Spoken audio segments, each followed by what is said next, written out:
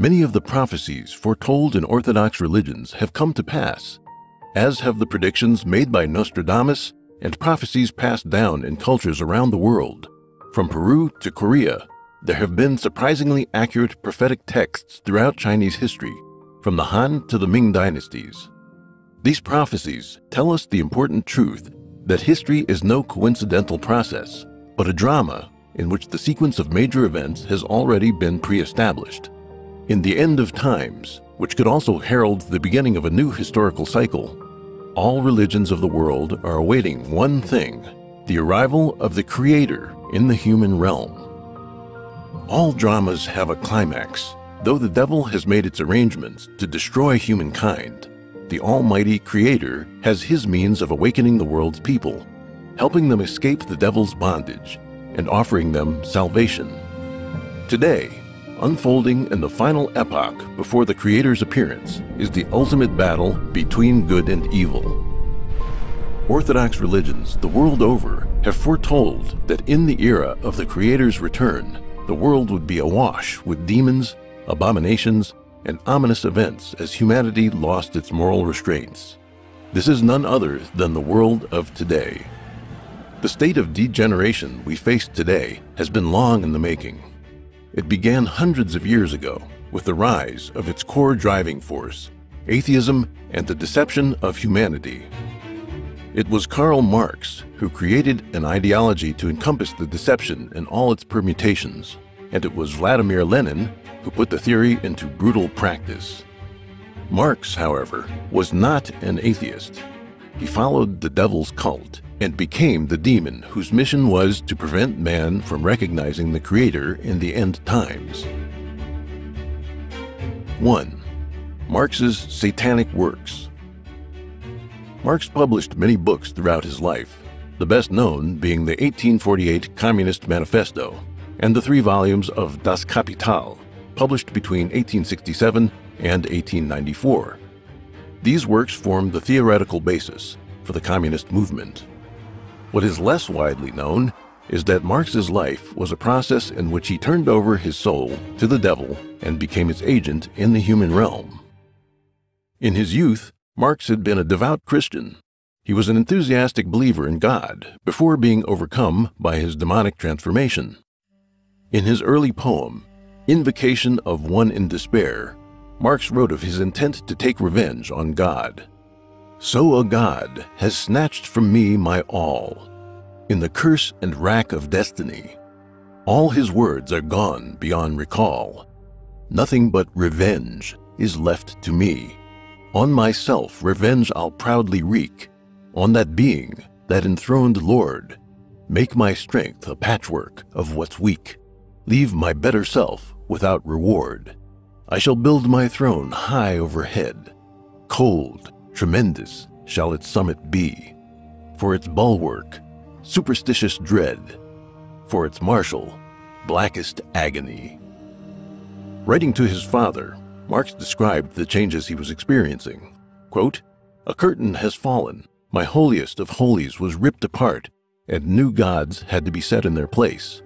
A true unrest has taken mastery of me, and I will not be able to calm the excited spirits until I am in your dear presence." In his poem, The Pale Maiden, Marx wrote, "Thus heaven I've forfeited. I know it full well. My soul, once true to God, is chosen for hell." Marx's family clearly noticed his change. On March 2nd, 1837, his father wrote to him, quote, "Your advancement, the dear hope of seeing your name someday of great repute, and your earthly well-being are not the only desires of my heart. These are illusions I had had a long time, but I can assure you that their fulfillment would not have made me happy. Only if your heart remains pure and beats humanly, and if no demon is able to alienate your heart from better feelings, only then will I be happy." One of Marx's daughters wrote that when she was young, Marx told her and her sisters many fairy tales. Her favorite was the meandering story of Hans Röckle, a wizard who was always short of cash and had no choice but to sell off his lovely puppets to the devil. What Marx sold to the devil in exchange for his success was his own soul. Describing himself in The Fiddler, Marx wrote, "How so? I plunge without fail, my blood-black saber into your soul. That art God neither wants nor wists, it leaps to the brain from hell's black mists. Till hearts bewitched, till senses reel, with Satan I have struck my deal. He chalks the signs, beats time for me, I play the death march fast and free." In the biography Marx, author Robert Payne wrote that the stories Marx told might be taken as an allegory for his own life, and that he seemed to be knowingly acting on the devil's behalf. Marx's soul turned to evil. In his rage against God, he joined the devil's cult. The American political philosopher Eric Voegelin wrote, quote, "Marx knew that he was a God creating a world. He did not want to be the creature. He did not want to see the world in the perspective of creaturely existence. He wanted to see the world from the point of the coincidentia oppositorum, that is, from the position of God." In his poem, Human Pride, Marx expressed his will to break away from gods and stand with them on an equal footing. "Then the gauntlet do I fling, scornful in the world's wide open face. Down the giant she-dwarf, whimpering, plunges, cannot crush my happiness. Like unto a god I dare, through that ruined realm in triumph roam. Every word is deed and fire, and my bosom like the Maker's own." Marx actively rebelled against the divine. Quote, "I long to take vengeance on the one who rules from above," and, quote, "The idea of God is the keynote of a perverted civilization. It must be destroyed." Soon after Marx died, his housemaid, Helene Demuth, said of him, quote, "He was a God-fearing man. When very sick, he prayed alone in his room before a row of lighted candles, tying a sort of tape measure around his forehead." Marx's prayer, as scholars have said, was neither Christian nor Jewish, but the real Marx was not atheist. Throughout human history, great sages taught sentient beings the way to enlightenment and laid the foundations of the world's civilizations.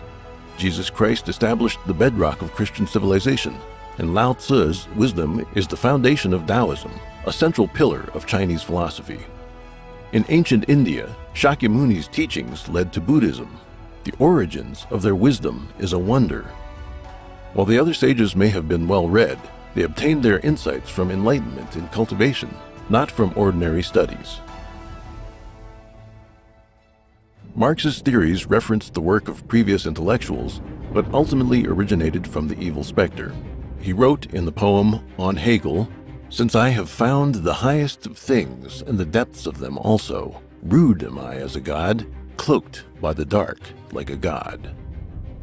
By the specter's arrangement, Marx entered the human world and established the cult of communism to corrupt human morality, with the intention that mankind would turn on gods and doom themselves to eternal torment in hell. 2. Marxism's historical context. In order to spread Marxism, the evil specter laid down various intellectual and social foundations. We will examine these two components that serve as the context for the rise of communism. Scholars believe that Marx's theory was deeply influenced by Hegel and Ludwig Feuerbach. Feuerbach was an early denier of God's existence. He believed that religion was no more than an understanding of the, quote, infinity of perception. That is to say, that people invented God by imagining their own abilities writ large. Feuerbach's theory shed some light on how communism emerged and spread.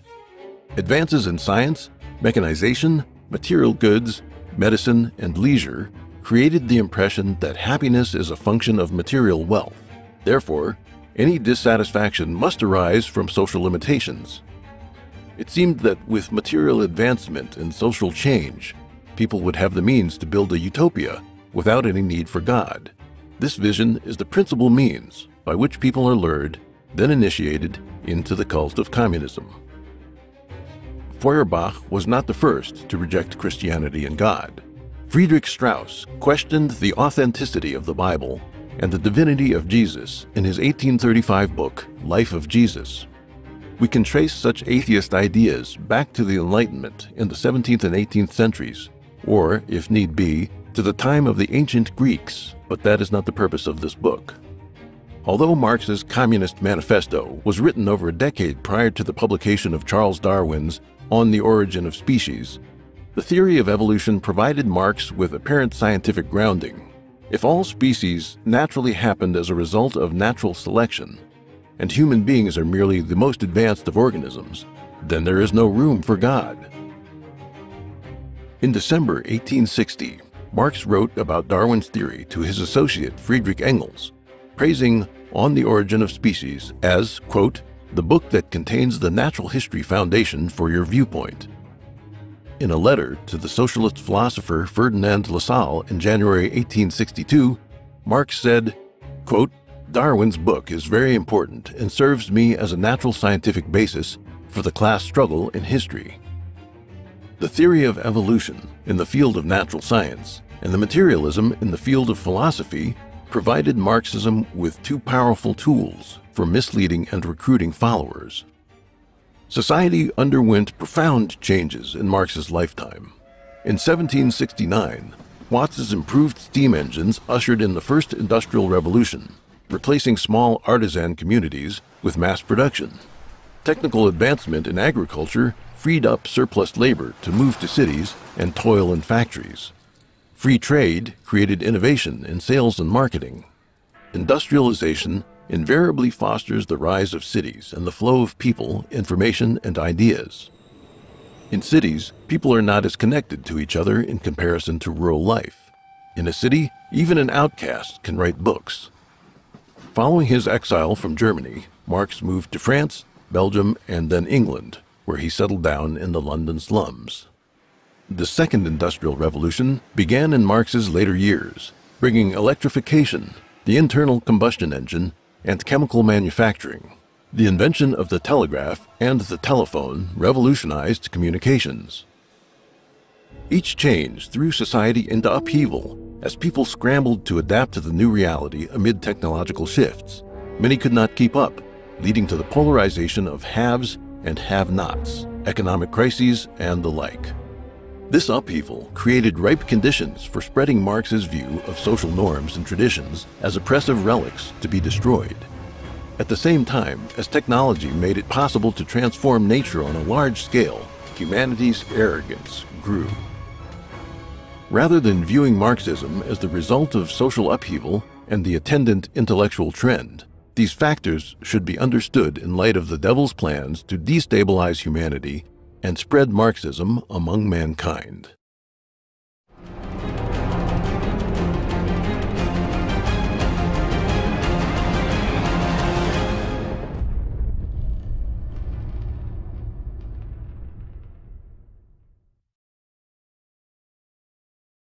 (3) The French Revolution. The impact of the 1789 French Revolution was massive and far-reaching. It destroyed the monarchy, overturned the traditional social order, and began a system of mob rule. Engels said, quote, "A revolution is certainly the most authoritarian thing there is. It is the act whereby one part of the population imposes its will upon the other part by means of rifles, bayonets, and cannon. Authoritarian means, if such there be at all. And if the victorious party does not want to have fought in vain, it must maintain this rule by means of the terror which its arms inspire in the reactionists." The Jacobin club that took power after the French Revolution knew this well.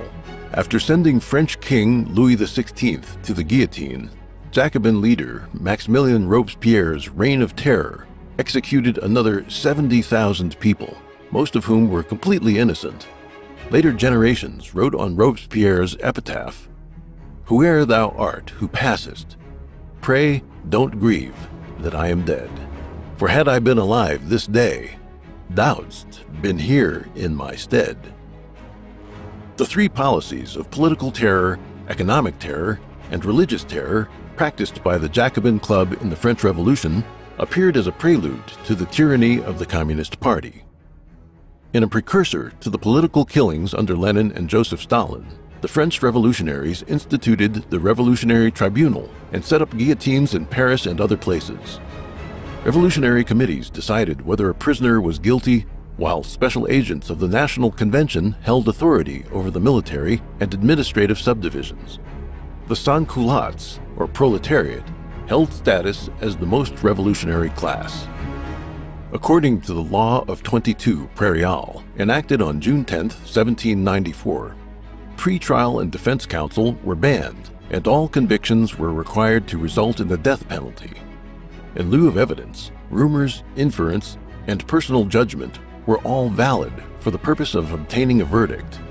When the law went into effect, it greatly expanded the Reign of Terror, with an estimated 300,000 to 500,000 people jailed as suspects. Likewise, the economic terror of the Jacobins seemed to preface the war communism that would be implemented in Russia by Lenin. A law passed on July 26, 1793, made hoarding an offense punishable by death. One of the greatest adversaries of the French revolutionaries was the Catholic faith. During the Reign of Terror, Robespierre, painter Jacques-Louis David, and their supporters established a form of atheism based on Enlightenment trends called the cult of reason to replace Catholicism. On October 5, 1793, the National Convention abolished the Christian calendar and instituted the Republican calendar. On November 10th, the Notre Dame de Paris was rechristened the Temple of Reason, and an actress portrayed a goddess of reason as an object of worship for the masses. The cult of reason was quickly enforced throughout Paris. Within a week, only 3 Christian churches remained operating. Religious terror filled Paris. Priests were arrested en masse, and some were executed. The French Revolution not only provided a model for the Soviet regime established by Lenin, it is also closely connected to the development of Marxism. François-Noël Babeuf, a utopian socialist who lived through the French Revolution and was executed in 1797 for his involvement in the conspiracy of the equals, advocated the abolition of private property. Marx considered Babeuf to be the first revolutionary communist. France was heavily influenced by socialist ideologies in the 19th century. The League of Outlaws, which took Babeuf as its spiritual founder, developed rapidly in Paris. German tailor Wilhelm Weitling joined the Outlaws in 1835. Under his leadership, the secret society renamed itself the League of the Just. In a meeting held in June 1847, the League of the Just merged with the Communist Correspondence Committee led by Marx and Engels to form the Communist League led by those two men. In February 1848, Marx and Engels published the foundational work of the international communist movement, the Communist Manifesto. The French Revolution was just the beginning of a long period of social turmoil throughout Europe as revolutions and insurrections took place one after another from the end of Napoleonic rule, affecting Spain, Greece, Portugal, Germany, various parts of Italy, Belgium, and Poland. By 1848, revolution and war spread throughout Europe, providing an optimal environment for the spread of communism. In 1864, Marx and others established the International Workingmen's Association, also known as the First International, placing Marx as the spiritual leader of the communist workers' movement. As effective leader of the First International, Marx worked to create a core group of strictly disciplined revolutionaries who would rally the workers to insurrection. At the same time, he found a need to banish those who disagreed with him from the organization. Mikhail Bakunin, the first major Russian Marxist, gathered many recruits for the communist movement, but Marx accused him of being a Tsarist agent and expelled him from the First International. In 1871, the French branch of the First International launched the first communist revolution, the Paris Commune. 4. Communism debuts in Paris. The Paris Commune was established following France's defeat in the Franco-Prussian War of 1870. Though French Emperor Napoleon III had surrendered, the Prussian armies lay siege to Paris before withdrawing. The humiliation of surrender, combined with long-standing unrest among the French workers, led to a general uprising in Paris, and the newly established French Third Republic withdrew to Versailles, leaving a power vacuum in the capital. In March 1871, the Paris Commune began with the rebellion of armed mobs and bandits from the lowest rungs of society, led by socialists, communists, anarchists, and other activists.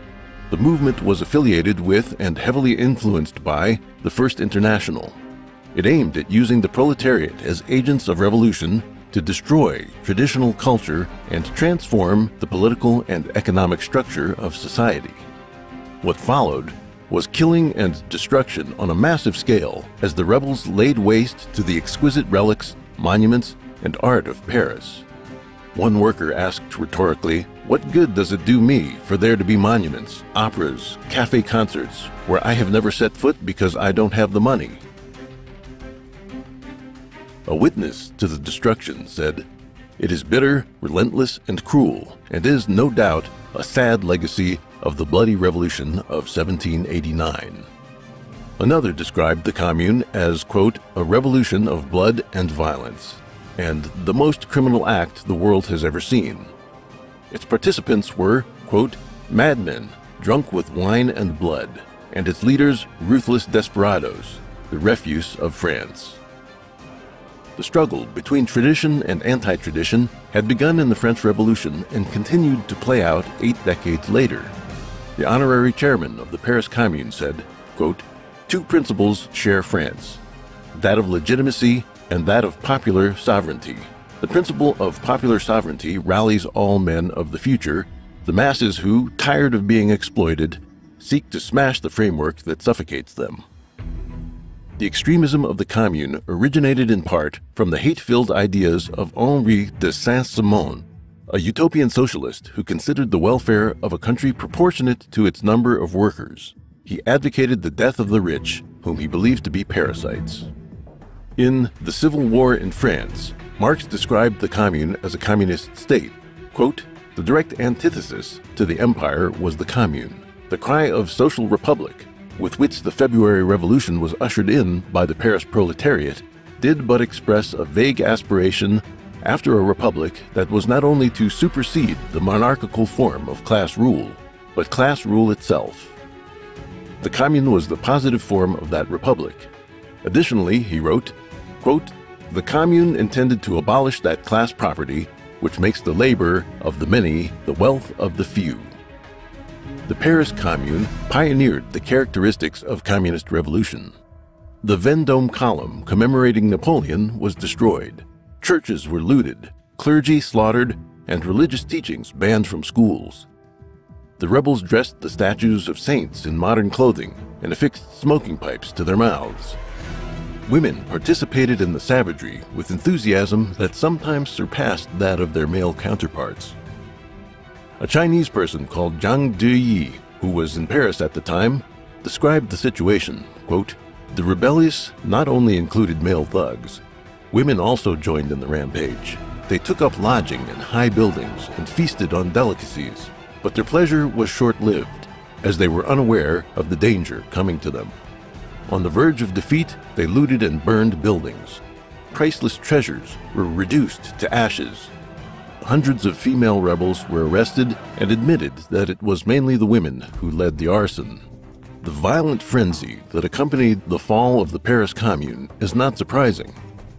On May 23, 1871, before the last line of defense had fallen, the Commune authorities ordered the burning of the Luxembourg Palace, the seat of the French Senate, the Tuileries Palace, and the Louvre, the Paris Opera House, the Paris City Hall, the Ministry of the Interior, the Ministry of Justice, the Palais Royal, and the luxury restaurants and high-class apartment buildings on both sides of the Champs-Élysées were also to be destroyed rather than allowed to fall into the hands of the government.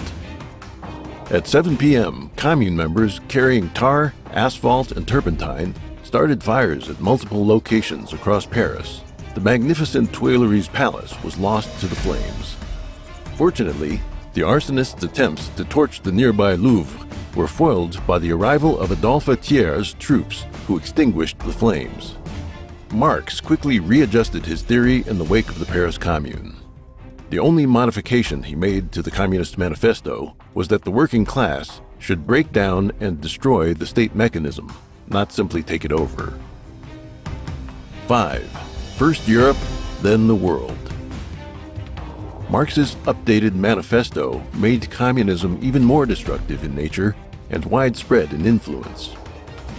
On July 14, 1889, 6 years after Marx's death, 13 years after the dissolution of the First International, and 100 years after the French Revolution, the International Workers' Congress was revived.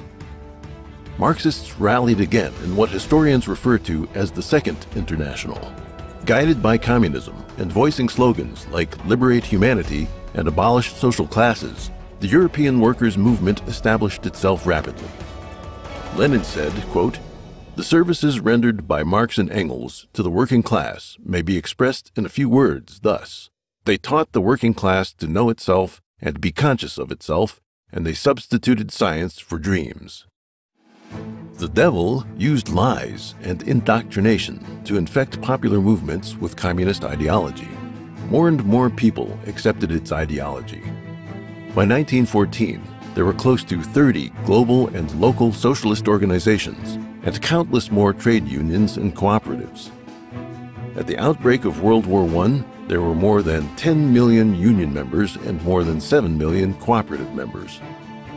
In How to Change the World, Reflections on Marx and Marxism, historian Eric Hobsbawm wrote, quote, "In these European countries, virtually all social thought, whether or not politically motivated like the socialist movement or labor movement, are visibly influenced by Marx."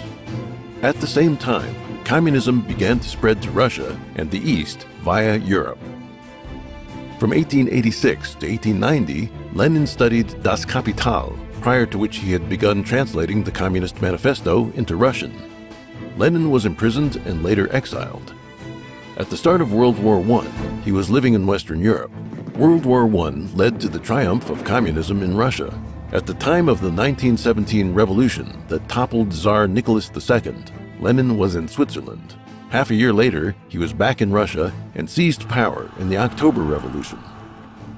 Russia was a nation with ancient traditions, a vast population, and abundant natural resources. The establishment of the Soviet regime on the territory of the world's largest country was a huge boon for the world communist movement. Just as World War I assisted the rise of the Russian communists, World War II prompted the communist movement to proliferate across Eurasia and swallow up China. Stalin said, quote, "This war is not as in the past. Whoever occupies a territory also imposes on it his own social system." After World War II, the Soviet Union became a superpower, armed with nuclear weapons, and it manipulated world affairs to promote communism throughout the world. Winston Churchill said, quote, "A shadow has fallen upon the scenes so lately lighted by the Allied victory. Nobody knows what Soviet Russia and its Communist International Organization intends to do in the immediate future, or what are the limits, if any, to their expansive and proselytizing tendencies." During the Cold War, the free world engaged in a fierce confrontation with the communist camp that spread across 4 continents. Like a Taoist Taiji symbol, one half was cold communism and the other was hot communism. The nations of the free world, democratic in form, slowly turned socialist in essence.